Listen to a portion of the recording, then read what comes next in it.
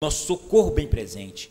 Muito obrigado, ó Pai. Em meio às tribulações, às lutas, ó Deus, o Senhor requer de nós que nós estejamos quietos, acalmar, sossegar. E sabemos, Deus, que essa paz que nós temos, ó Deus, não é essa paz do mundo. A paz que o Senhor nos concede é a paz que excede todo o entendimento. Então, ó Deus, renove essa paz nos nossos corações, renove essa confiança, ó Pai, nessa noite, que cada um de nós que estamos aqui nessa noite, ó Pai, possamos, Deus, ter isso em nosso coração firmado, ó Pai, que o Senhor é um Deus presente, o Senhor é Emmanuel, louvado e engrandecido seja o nome do Senhor. Testifica a Tua palavra em nossos corações, nós possamos sair daqui, Deus, fortalecido, encorajado pela Tua palavra nessa noite. Em nome de Cristo Jesus, nós oramos e Te agradecemos, hoje e sempre. Amém.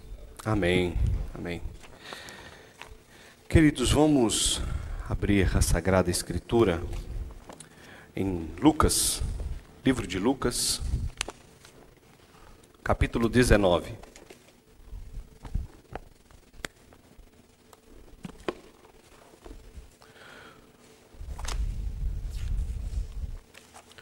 Evangelho segundo Lucas, capítulo 19. Faremos a leitura do versículo 1 ao versículo 10.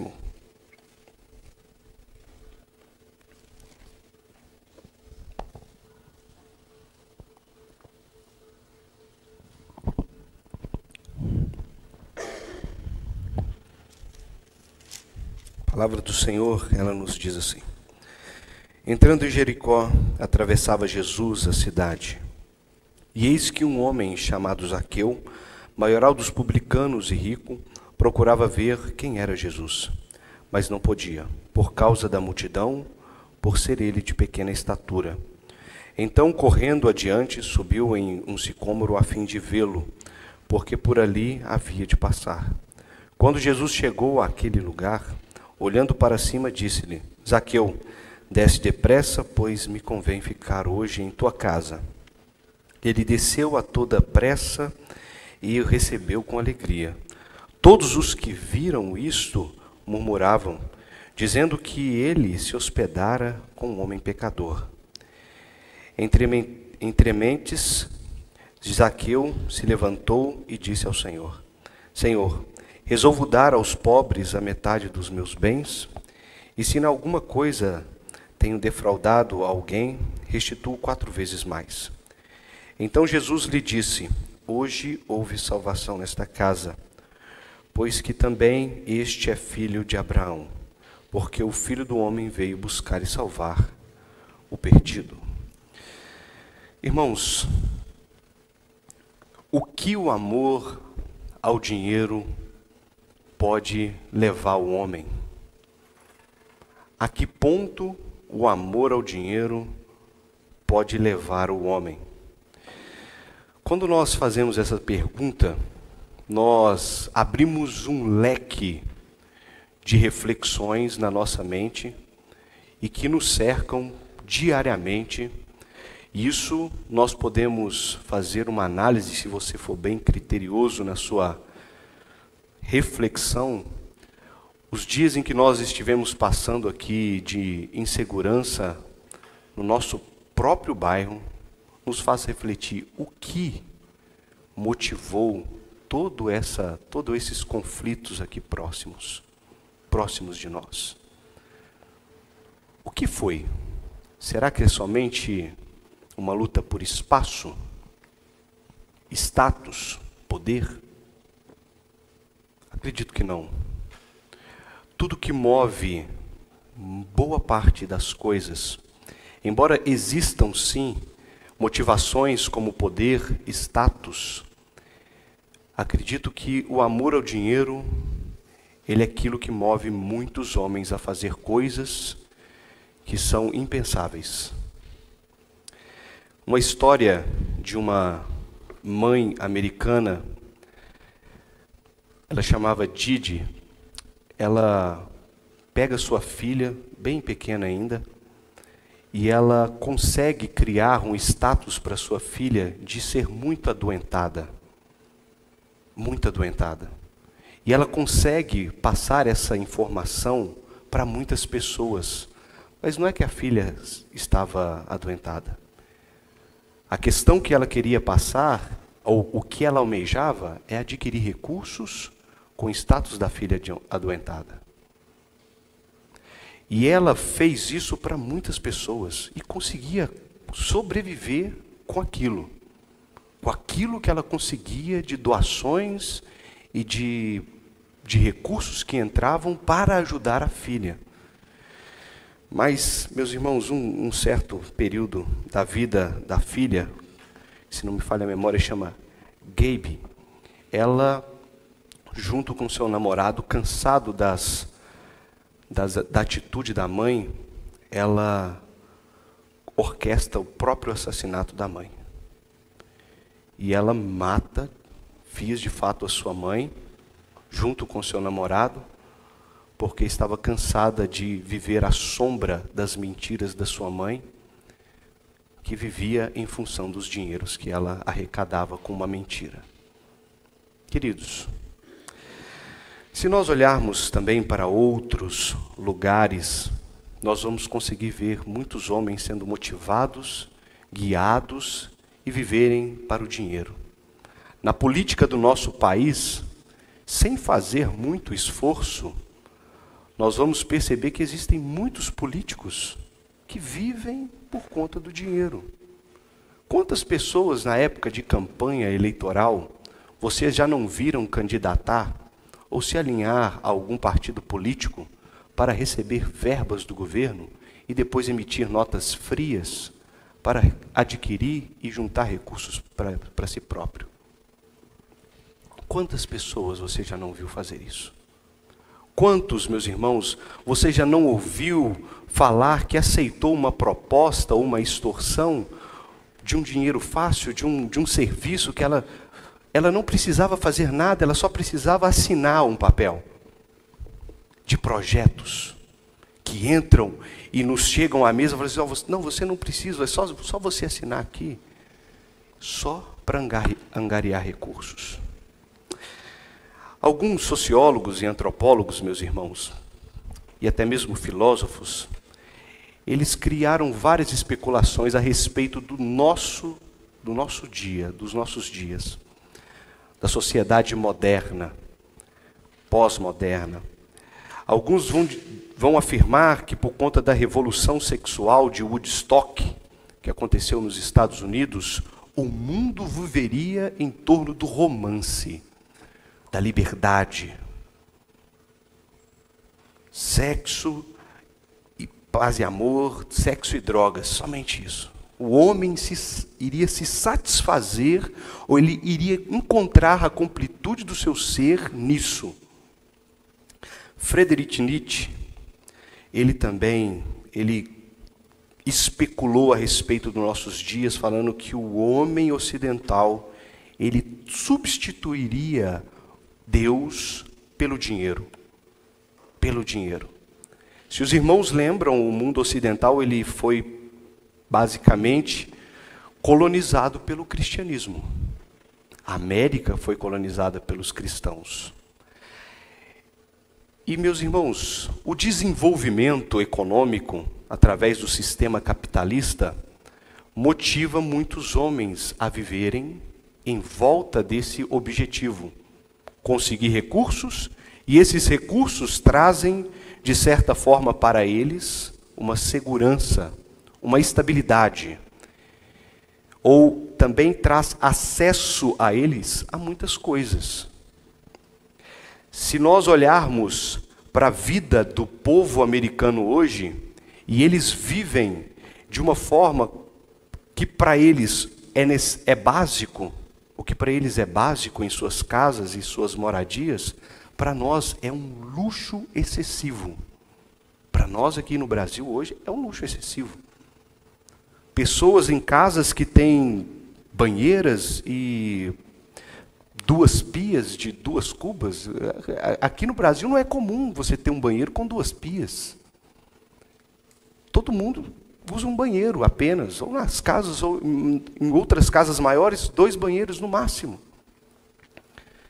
Meus irmãos, e eles justificam o a busca pelo dinheiro, a satisfação pelo dinheiro, para trazer essas coisas que eles acham ou acreditam ser necessidades. Mas uma frase do Friedrich Nietzsche, ele vai dizer assim: o que leva um homem a usar pesos falsos? Ele faz uma reflexão. O que leva um homem a usar pesos falsos? E o outro a incendiar a casa depois de ter feito um seguro para ela? Hein? Os ciganos no nosso país fazem muito isso. Enquanto ele continua, seguro, para trazer dinheiro para esse... O que origina tudo isso? Não é a real falta, diz ele, pois a sua existência não é de forma alguma precária, mas eles são instigados dia e noite por uma terrível impaciência ao ver sua pilha de riqueza crescer tão lentamente. E por um terrível desejo e amor por esse monte de dinheiro, o que já foi feito pelo amor a Deus, agora é feito pelo amor ao dinheiro. Ou seja, pelo amor do que no momento nos oferece a maior sensação de poder e uma boa consciência. Essas são frases de Nietzsche, um filósofo incrédulo, detentor daquela frase, Deus, ele está morto. Ele diz a respeito disso, queridos. Mas será que o mundo ele está substituindo Deus pelo dinheiro? Pode ser que muitos estejam, mas são apenas especulações a respeito dos nossos dias. Porque nem todos, meus irmãos, no nosso contexto, conseguem controlar esses impulsos. Vocês já se pararam para pensar? Por que o homem, ou a maioria das pessoas que nós conhecemos, vive em torno do dinheiro? As pessoas vão daqui para lá, todas correndo atrás de dinheiro, o tempo inteiro, de satisfazer os seus impulsos. Por quê, meus irmãos?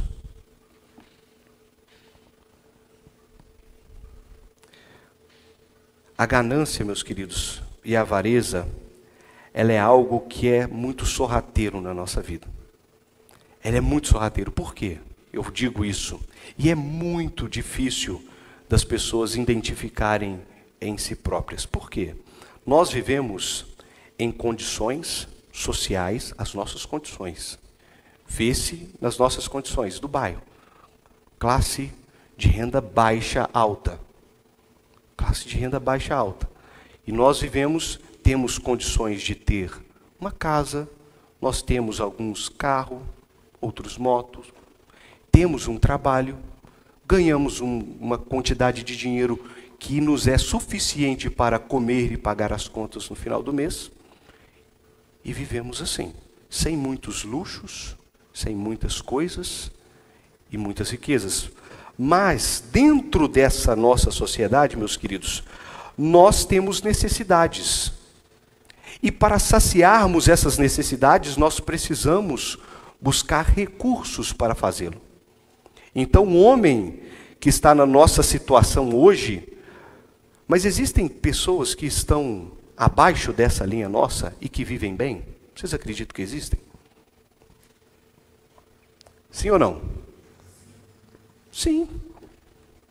Sim. E por que vivemos numa busca desenfreada por recurso e por coisas que não temos? E por que nós ficamos justificando as nossas necessidades? Não, eu preciso disso. Não, mas eu preciso daquilo. Ah, se eu não tiver isso, por que? Queridos, por que nós ficamos justificando as nossas necessidades? É que é difícil saber se nós somos gananciosos, se nós amamos o dinheiro ou não.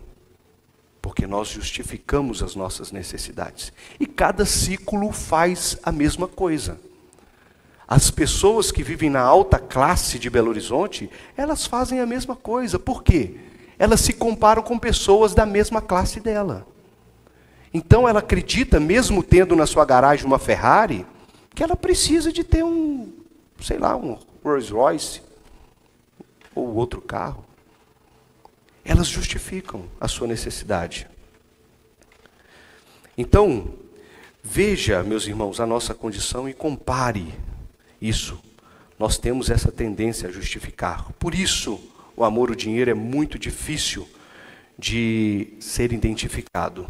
Jesus, frequentemente no Evangelho e nas partes relatadas no Evangelho, ele orienta. Por que vocês estão preocupados demais com o que vocês devem comer, se vestir, onde vocês devem morar? Porventura, o homem é medido por aquilo que ele tem, pelos bens que ele tem? Não são. Queridos, o caso de Zaqueu, ele é um caso muito interessante que nós devemos observar e tirar algumas lições para nós. Porque Jesus, nessa ocasião, ele chega em Jericó, que era uma cidade importante naquela época, era uma cidade muito importante naquela época, e ele entrando na cidade, ele encontra com esse homem que era um cobrador de impostos. Mas para a gente entender muito bem essa passagem, a gente precisa fazer um panorama do contexto. Israel era uma nação que vivia vassala de quem? Do Império Romano. Era uma nação vassala, ela estava sobre, ou seja, ela pagava pesados impostos para os romanos. Quem cobravam esses impostos? Eram homens daquela nação que se alinhavam com o governo de Roma para coletar impostos de renda, os impostos, e direcioná-los para a capital. Mas parte desses recursos ficavam com os cobradores de impostos. Eles tinham uma margem para que eles pegassem para si. E também eles recebiam, de certa forma, uma carta branca para cobrar ainda mais impostos do povo para o seu próprio benefício. Então, queridos, Zaqueu, aqui no texto, como era dito, ele era dito, reconhecido pelos outros aqui como o pecador, ele era um desses que fazia as coletas. Mas só que ele não era um simples cobrador de impostos. Ele era um maioral daqueles cobradores de impostos. Essa imagem de Zaqueu aqui, meus queridos, ela é muito parecida. Se os irmãos conhecem ou lembram da história, poderia ser comparado aos delatores ou informantes que entregavam o próprio povo na época da Segunda Guerra Mundial, durante o regime nazista. E eles eram terríveis. Zaqueu era um deles. Zaqueu era um desses homens. Mas a pergunta que fica, meus irmãos, olhando esse maioral aqui dos cobradores de impostos, a pergunta que fica é: por que um judeu, vendo o seu próprio povo subjugado por Roma, aceitaria uma posição de cobrador de impostos? Que seria naturalmente uma posição que, ao ser aceita, ele seria odiado por todos. Seria um pária da sociedade. Uma pessoa que era odiada por todos. Por que alguém aceitaria? O que poderia levar alguém a tirar a sua família, pegar toda a sua família e colocá-la nessa condição de uma família desprezada no meio da sociedade? O que vocês acham, irmãos? O lucro. Dinheiro. Dinheiro.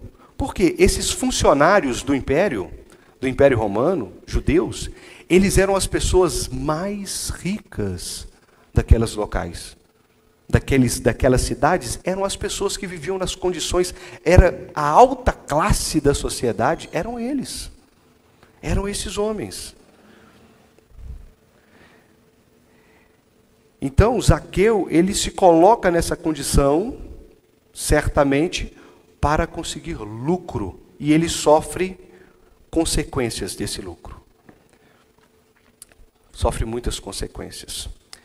E a partir do versículo 3, aquele homem baixo, ele vai fazer algo inusitado que para sua época.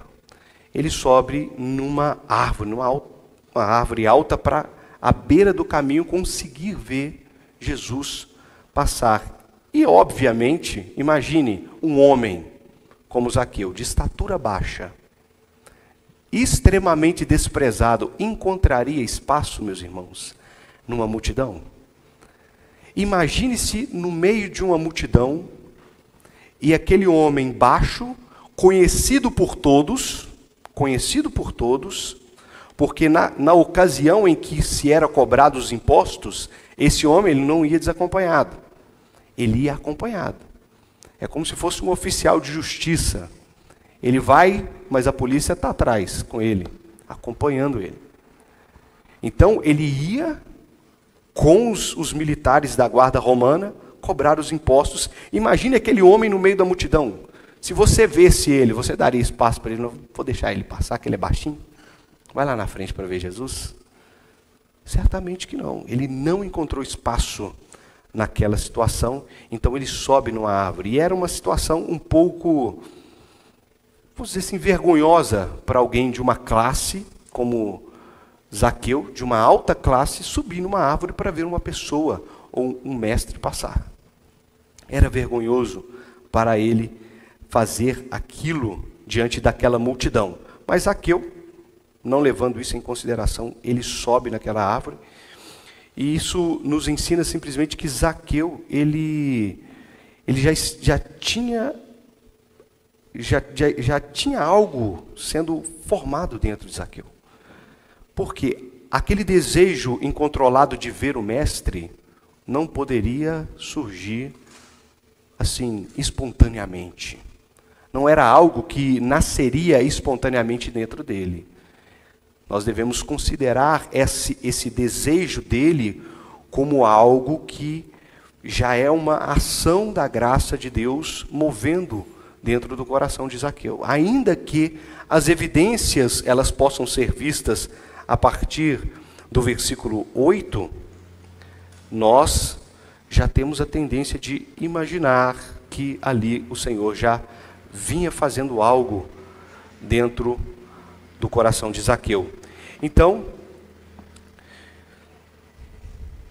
Jesus, ele, a partir do versículo 8, nós vamos perceber que quando Jesus ele chegou, a partir do versículo 5, quando Jesus chegou àquele lugar, ele olhou para cima e chama Zaqueu para baixo, e ele vai e desce, e todos viram aquela situação, e eles começam a murmurar. Por quê?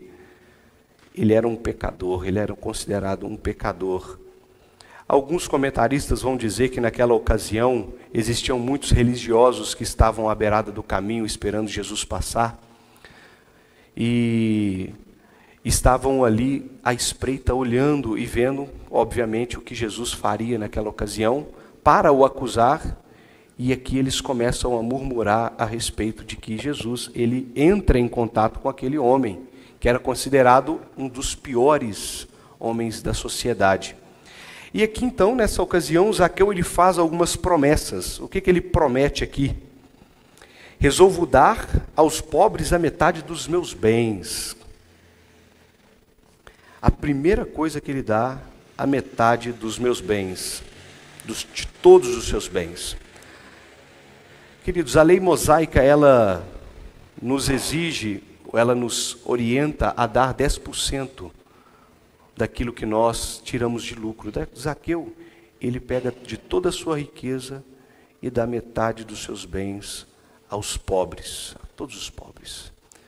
Imagine-se, meus irmãos, na situação daquele homem, ou imagine-se numa situação de um outro personagem bíblico, o jovem rico.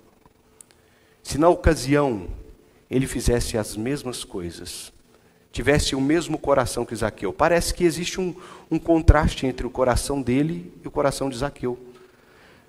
Porque o coração de um estava pegado aos seus bens, e porque tinha muitas posses, não quis seguir o mestre. Mas Zaqueu, ele se dispõe de tudo aquilo que ele tinha, da metade daquilo dos seus bens, que ele tinha adquirido, para dar aos pobres. E ele faz somente isso? Não. E ele continua, e se em alguma coisa tenho defraudado alguém, restituo 4 vezes mais. Queridos, a restituição dos bens às pessoas que haviam sido roubadas era uma ordem da lei mosaica. Aí nós podemos olhar para esse verso aqui, porque a partir do versículo 9, Jesus fala assim, então houve hoje nesta casa salvação. E aí? Será que a salvação veio por aquilo que Zaqueu fez?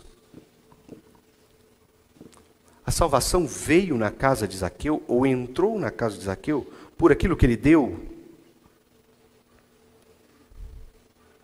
Sim ou não?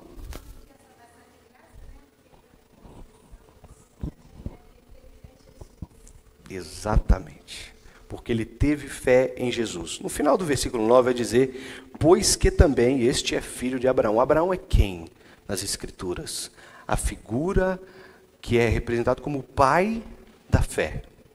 Ele é o pai da fé. Então, meus queridos, Zaqueu, ele já havia sido transformado pelo Espírito, e aqui as evidências do versículo 8 são evidências de alguém que conhecia a lei de Deus e que ia restituir. Ele restituiria, ele cumpriria, falou assim, eu vou fazer, não porque isso é uma obrigação, não porque isso trará para mim a salvação, ou o merecimento de alguma coisa. Por isso, todas as vezes que entregamos os nossos dízimos e oferta, queridos, Deus, isso é apenas uma evidência de que nós somos salvos. Nós não fazemos isso para salvação. Recentemente eu vi uma brincadeira de um homem. Ele falou assim, é igual dar dinheiro para a igreja, que a gente não sabe se a gente vai chegar lá em cima. Se você dá dinheiro para a igreja, você vai chegar lá em cima? Que religião é essa que ele está achando que o cristianismo é? Não faz sentido nenhum. Pode ser que outras igrejas acreditem que se você trouxer, Deus vai te ver de uma forma diferente, mas nós não acreditamos que ao trazer dízimos e ofertas, ou ao depositar uma oferta, ou ser caridoso com alguém, Deus não está obrigado a fazer conosco, ou a restituir como se estivesse obrigado, meus queridos. Ele não é obrigado a te abençoar depois que você deu o dízimo. Ele não pode ser coagido por nós, porque nós só damos a Ele o que é dele mesmo. Quantas passagens bíblicas que Deus declara abertamente, meu é tudo o quanto há no céu e na terra. Se o dinheiro estiver no céu e na terra, é dele também. Nós somos dele, o mundo é dele. Os homens que blasfemam lá fora, todos são dele. Não há ninguém que não seja. Mas eles vivem contra Deus, em rebeldia contra Deus. Não importa. Não importa. Eles são. Acreditar ou não, dizer ou não, as lembranças e a nossa crença nas coisas supérfluas, elas vão ser enterradas conosco. O que vai permanecer é a palavra do Senhor. Então, nessa ocasião, a salvação não é resultado de uma vida transformada. A salvação não é resultado de uma vida transformada. A vida transformada é a resposta à salvação oferecida como um dom gratuito de Deus. Zaqueu, ele experimentou a mudança no coração e na sua vida. E ele deixou de ser aquele que oprimia as pessoas para ser uma pessoa que ajuda a ela, ajuda as outras pessoas. Porque o dinheiro, meus queridos, ele deve ser um servo do Senhor. Nós, como cristãos, somos o quê? Mordomos. Mordomos. Então, quando nós pensamos somente nas nossas necessidades e vivemos uma vida correndo atrás daquilo que nos traz prazer, aquilo que nos traz satisfação, e não sabemos ou não nos interessamos com o avanço do reino, que não nos importamos com essas coisas que estão relacionadas a Deus, queridos, nós estamos sendo péssimos mordomos, péssimos. Porque a nossa vida aqui é breve. Tudo aqui, hoje, nós vamos passar, daqui a 50 anos, provavelmente muitos de nós não estaremos aqui mais.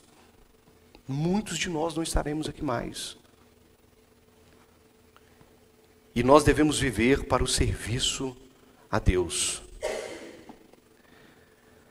A graça de Deus, ela tem que transformar as nossas atitudes em relação à riqueza. Então, queridos, a história de Zaqueu, ela nos ensina esse ponto muito importante. Que Deus, ele quando nos transforma, agora nos faz mordomos para o seu reino. Para o seu reino. E na ocasião, o apóstolo Paulo também, em uma ocasião, a falar das riquezas, no texto que nós lemos na introdução, ele vai ser enfático, fala assim, se a gente tem com o que de vestir, com o de comer e aonde morar, estejamos satisfeitos. Estejamos satisfeitos. Porque quem cuida e nos dá essas coisas, até mesmo essas coisas, é o Senhor. O que ele diz em Mateus, no Sermão do Monte? Olhem para as aves dos céus, olhem para o lírio do campo, olhem para os matos que crescem. Eles não cegam, não fiam, não plantam. Eles são belos, o Senhor cuida de todos eles. Você já viu um pássaro morrer de fome? Não, porque o Senhor cuida dele. Então, queridos, a história de Zaqueu, ela nos faz também refletir a respeito do nosso coração. Vocês lembram da dificuldade que eu mencionei no início, de reconhecer se existe esse ídolo do amor ao dinheiro em nosso coração? Por quê? O amor ao dinheiro, ele pode ser um dos ídolos, um dos maiores ídolos, que no texto que nós lemos na introdução, você vai perceber que a única coisa com que Deus, com que Jesus Cristo, ele compara como Senhor, chamando de Senhor, é as riquezas. Ou você há de servir a Deus ou as riquezas. Você não pode servir a dois senhores. O ídolo da riqueza, ele pode ser também um ídolo superficial. Um ídolo que alimenta um outro ídolo maior no nosso coração. E por isso nós precisamos examinar, porque dentro do nosso coração existem muitos ídolos. Nosso coração, João Calvino diz que é uma fábrica de ídolos. Por exemplo, pessoas podem viver em torno do dinheiro, mas para buscar influência e poder. Outras podem viver em torno do dinheiro, procurando dinheiro para conseguir a aprovação das pessoas.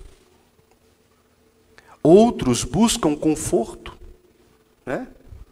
Vamos arrumar nossa casa, viver num lar bonito, as nossas casas apaineladas, né? Painéis todas bem construídas.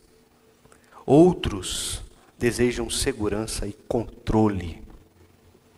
Queridos, as pessoas que vivem atrás de dinheiro podem estar camuflando esses ídolos, outros ídolos no seu coração. Ídolos mais profundos. Por exemplo, pessoas que procuram alimentar ídolos como o poder, elas não estão nem... Elas não precisam de... Vocês acham que Zaqueu, aqui nessa história, antes de ser transformado pelo Senhor, ele procurava a aprovação das pessoas? Ele procurava a aprovação das pessoas? Não. Se ele quisesse a aprovação das pessoas, ele teria deixado todos os seus bens e voltado a ser um cidadão comum. Se ele procurasse a aprovação. Pessoas que procuram poder, que procuram status, elas muitas vezes, elas não se importarão em serem impopulares. Elas viverão atrás do dinheiro. Quantas pessoas você já não viu que num ambiente de trabalho passam outras pessoas para trás, ou fazem coisas maliciosas para conseguir um cargo maior dentro da empresa, um cargo de gerência. E isso a gente vê também dentro das escolas. Quantas vezes? Quantas vezes no ambiente de trabalho? No ambiente religioso, vocês já perceberam? Essa semana eu tive refletindo com o irmão a respeito de alguns aspectos. Quantas pessoas dentro da igreja, meus queridos, que chegam com uma postura imponente, uma pessoa bem vista, com uma boa oratória, e ele seduz a igreja com essas características, e essa pessoa começa a almejar cargos dentro da igreja, e quando chega lá na frente faz a igreja sofrer. Quantas pessoas buscam poder, status? Já aquelas que procuram aprovação, elas já se preocupam com aquilo que as pessoas pensam dela. Ela abre mão das coisas. Ela busca dinheiro para ter a aprovação das pessoas por suas posses. Ídolos, meus queridos, eles podem estar em todas as partes. Por isso, examinar o nosso coração é fundamental. Fundamental para que nós venhamos para que nós venhamos zelar pelo caminho que nós devemos seguir com o Senhor.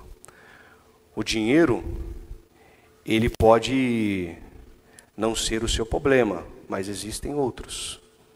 É importante examinar o coração. Eliminar os ídolos superficiais é importante? É importante. Mas eliminar aqueles que estão mais enraizados e profundos é necessário. Discernir e identificar eles é fundamental para a nossa caminhada cristã, para vivermos de forma que agrada ao Senhor. Paulo, ele pede para a igreja em 2 Coríntios, capítulo 8, ele pede aos coríntios que a igreja faça oferta aos pobres. Mas naquela ocasião, queridos, ele fala assim, olha, vocês têm que fazer com o coração grato.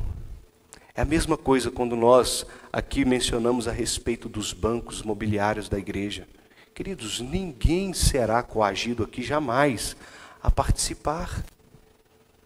As pessoas, nós motivamos as pessoas a participar, mas que sejam de coração aberto. Não comprometendo a renda de suas casas, fazendo sempre com equilíbrio, com razão, mas participando, junto com os irmãos, com generosidade, como Davi fez na construção do templo, e as pessoas entenderam que com amor eles deveriam doar, que vinha tantas coisas, que ele falou, chega, já dá para construir, não precisa trazer mais ofertas, é com generosidade, com disposição no coração em ajudar.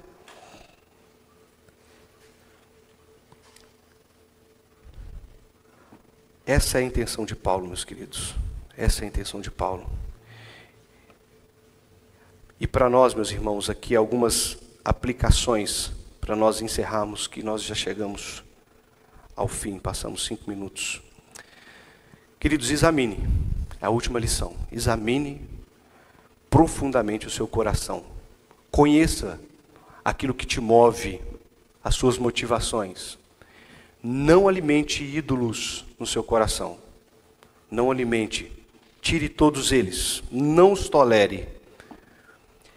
E como que nós vamos fazer isso, queridos? Leia as Escrituras.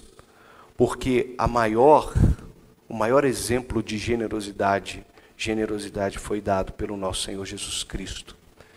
Porque Ele era rico, meus queridos. E quando eu digo a riqueza de Cristo, não é uma riqueza meramente material.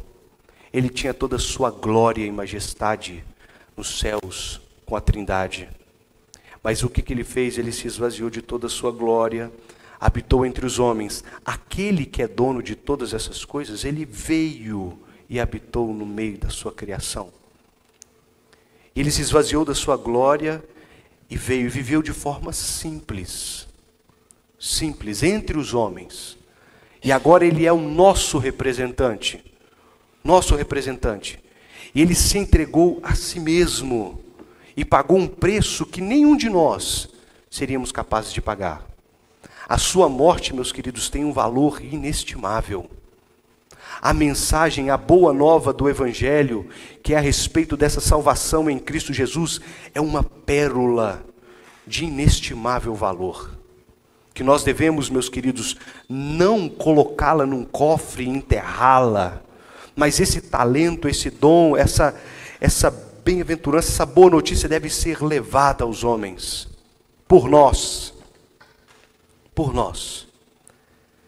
que nós venhamos, meus queridos, enquanto caminharmos, buscar nas Escrituras as orientações para que nós venhamos fazer tudo aquilo que Deus, Ele requer de nós, mas que nela também nós venhamos encontrar essa pérola que nos faz conhecer a Deus e a Ele somente. Amém? Vamos orar, queridos? Alguma dúvida antes de orarmos? Nenhuma? Então vamos agradecer ao Senhor. Bendito Deus e eterno Pai, nós agradecemos a Ti, Senhor, porque mais uma vez o Senhor nos fala através dessa história, de como o Senhor, ó Deus, escolhe homens improváveis no meio de toda a humanidade. Homens improváveis, que são párias, que eram desprezíveis diante dos olhos dos homens, mas que o Senhor os chama com soberana vocação, chama de forma irresistível, e o Senhor os traz com a sua graça e os transforma. Que maravilhosa graça que também nos alcançou, Senhor. Nós te damos graças, ó Deus, e pedimos que o Senhor, ó Deus, nos dê destreza para examinar o nosso coração nesses dias, e que toda e qualquer justificativa, Deus, o Senhor, ó Deus, nos oriente, que o Senhor, ó Deus, nos chame a atenção, porque o Senhor diz que se nós temos o que de comer, o de vestir, e aonde morar, Senhor, estejamos nós satisfeitos. Que o Senhor, ó Deus, nos faça bons mordomos também daquilo que o Senhor nos tem dado. Nós te pedimos, Senhor, crendo de que o Senhor nos ajudará a fazer todas estas coisas para a glória do teu santo nome. É o que nós também oramos em nome de Jesus. Amém. Irmãos, mais que Deus abençoe vocês, dê a todos os irmãos um excelente final de semana, e estaremos aqui, se Deus quiser, no domingo, pela manhã. Se tivermos, as sociedades tiverem atividades no sábado, tem alguma atividade?